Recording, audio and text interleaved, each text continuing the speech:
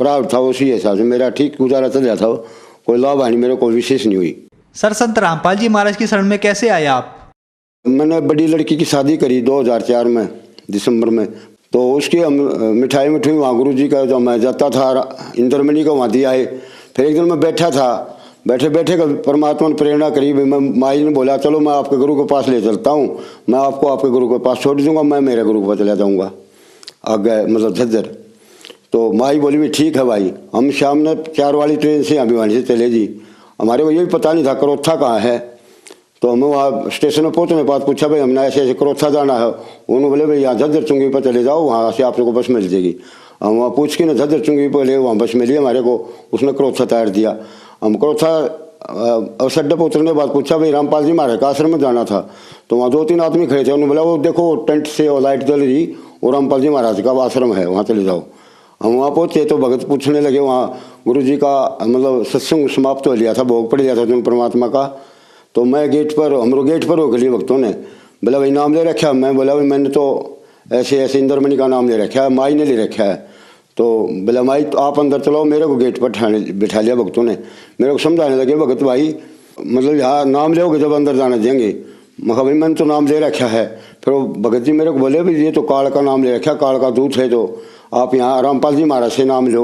मेरे को बड़ा दुख होता, मेरे गुरु की निंदा करें थे, मैंने ऐसा लगा था, और अपने गुरु की बहुत महिमा कर रही है।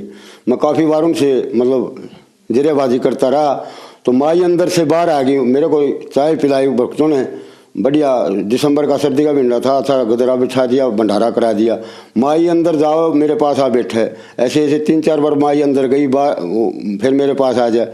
तो परमात्मा ने मेरे को मन से कहा दिया भाई मैं तो नाम ले लूँगा। मेरे को देखा भी माई काल हो रही है, मेरे को वहाँ जाना भूल गया मैं। तो इतना में फिर भगत बोले भाई नाम ले लेगा तो अंदर जा। उधर से गुरु जी रामपाल जी महाराज आ गया, आरती का टाइम हो चुका था।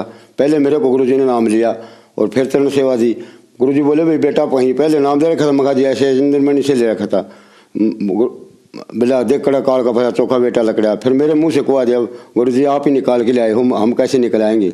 तो परमात्मा कहते हैं ना भाई गोता मारू स्वर्ग में जा बैठूं पतार, हर गरीबदास में खोजत अपने हीरे पन्ने लाल। परमात्मा जी मेरे को निकाल के ले गए इस काल का लोक से। सर संत रामपाल जी महाराज से नाम दीक्षा लेने के बाद आपको क्या लाभ प्राप्त हुए? मेरे को जी मैं एक बार गुरु जी की सेवा में जा रहा था बरवाड़ा। मैं लड़कों को बता के आया था भाई कपास बोने के दिन थे। मैं कहा भाई तू कपास की धरती तैयार कर दिए, बीज ब्याज में सुबह आके दे दूंगा। तो धरती बाने के लिए ट्रैक्टर लेके घर खेत पर जा रहा था घर से। तो रास्ते में उसका मतलब साइड लगी ट्रक की ज़बरदस्त, और वो ट्रैक्टर नहर के अंदर गिर गया। खाली नहर थी, जुई नहर जो बाईपास बन रहा जुई के नहर के ऊपर को, उसमें जा गिरा। तो मैं सुबह जब आ रहा था तो फ़ोन आया भाई ऐसे ऐसे नवीन का एक्सीडेंट हो गया और नहर में ट्रैक्टर गिर गया। तो मैंने आके देखा तो उसने खुद ही लड़के ने अपने वो क्रेन बुला रखी थी, ट्रैक्टर निकालेंगे। ट्रैक्टर बिल्कुल चिकनाचूर हो गया। और परमात्मा रामपाल जी महाराज की दया से मैं वहाँ सेवा जा रहा था तो कुछ भी मतलब कोई खरोच भी नहीं आने दी। देखने वाले ये पूछे थे भाई ड्राइवर तो नहीं बचा होगा।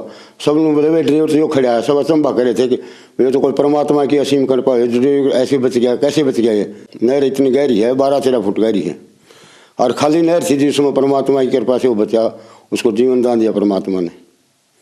उसके बाद एक दिन मैं हमारी मतलब पीछे मकान नीचा पड़ गया, आगे दीवार हुआ मतलब 5 फुट दीवार बिल्कुल बरस के बराबर आ गई थी।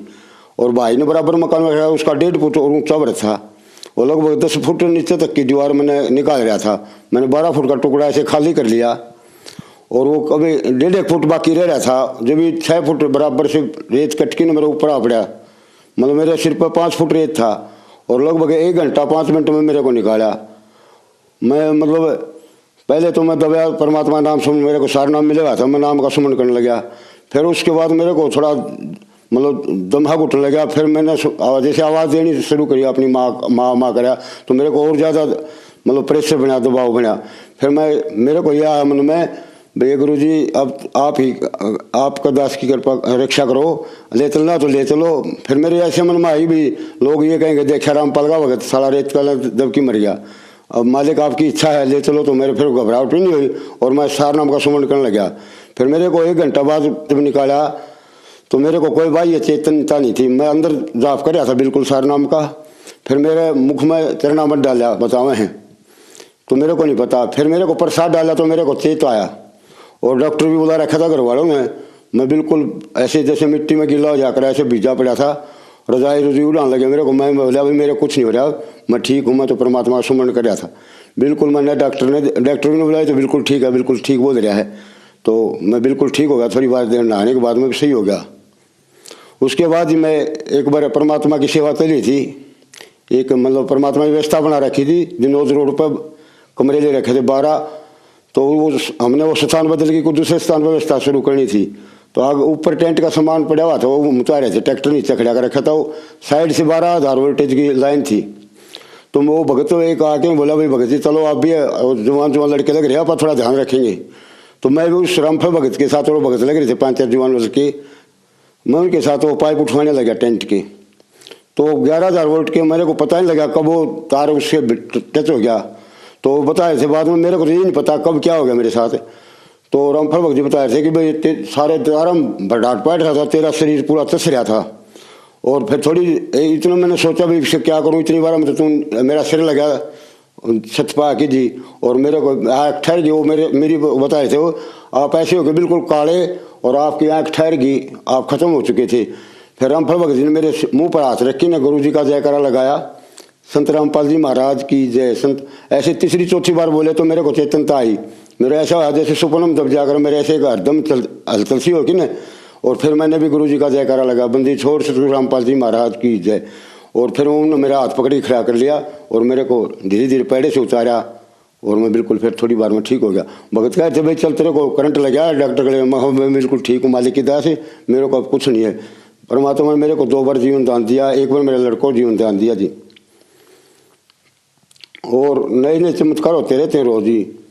परमात्मा ने 2 बार मेरी रक्षा करी, जीवन दान दिया, एक बार मेरे लड़कों को जीवन दान दिया जी गुरु जी ने, रामपाल जी महाराज ने। उनकी कृपा से हमारे बिल्कुल हम सारा परिवार परमात्मा की भक्ति करते हैं, और बिल्कुल हमारे घर पर पूरी सुख शांति है, कोई किसी प्रकार का न किसी को कष्ट दुख दर्द नहीं है। और परमात्मा की रजा से बिल्कुल हम मौज करते हैं, मालिक की जिसी सेवा बनो उसी सेवा करा, और अपनी भक्ति कर रहे हैं जी। सर आपने बताया कि आपने संत रामपाल जी महाराज से नाम दीक्षा ली। नाम दीक्षा लेने के बाद संत रामपाल जी महाराज ने आपके लड़के की जान बचाई, जो कि एक 12 फुट नहर में ट्रैक्टर सहित गिर गया था। फिर संत रामपाल जी महाराज की दया से वो जिंदा निकल आया, और आपके ऊपर भी 6 फुट की दीवार गिर गई थी, आपको भी संत रामपाल जी महाराज ने बचाया। फिर 11,000 की वोल्टेज का आपको करंट लगा। हालांकि सब जानते हैं कि 11,000 की वोल्टेज का करंट लगने के बाद इंसान नहीं बचता, आपकी मृत्यु हो चुकी थी। फिर संत रामपाल जी महाराज ने वहां आकर आपको बचाया। तो संत रामपाल जी महाराज ने आपको बहुत सारे सुख दिए। तो जो समाज आज आपको देख रहा है, आप उन्हें क्या संदेश देना चाहते हैं? हम तो ये कहेंगे जी, जो भी लोग अंधेरे में है परमात्मा की शरण में आके परमात्मा का ज्ञान सुनो। संत रामपाल जी महाराज का बिल्कुल पूरा शास्त्रों पर आधारित है, और ज्ञान सुन के न मालिक की शरण में आओ और अपना कल्याण कराओ, और यहाँ भी सुखी रहोगे, आगे सुख सागर मिलेगा, परमात्मा सतलोक प्राप्त करोगे। सर संत रामपाल जी महाराज से अगर कोई नाम दीक्षा लेना चाहे तो वह कैसे नाम दीक्षा ले सकता है? संत रामपाल जी महाराज का काफ़ी चैनलों पर सत्संग चलता है जी, और उसके नीचे मतलब लाइन आती हैं, उस पर लिखा होता है, फ़ोन नंबर लिखे होते हैं, और उन फ़ोन नंबरों पर आप जो भी नाम लेना चाहता है उससे संपर्क करके न और नाम दान ले सकता है। जगह जगह गुरु जी ने पूरे देश में लगभग नामदान केंद्र खोल दिए हैं, और वहाँ अपने नज़दीक फ़ोन करके ना उनको नामदान केंद्र बता दिया जाएगा, वहाँ से जाके नाम लेके ना और अपनी भक्ति शुरू कर सकते हैं। निःशुल्क नाम दान मिलेगा, कोई खर्चा नहीं लगेगा। धन्यवाद सर। सत्साई जी।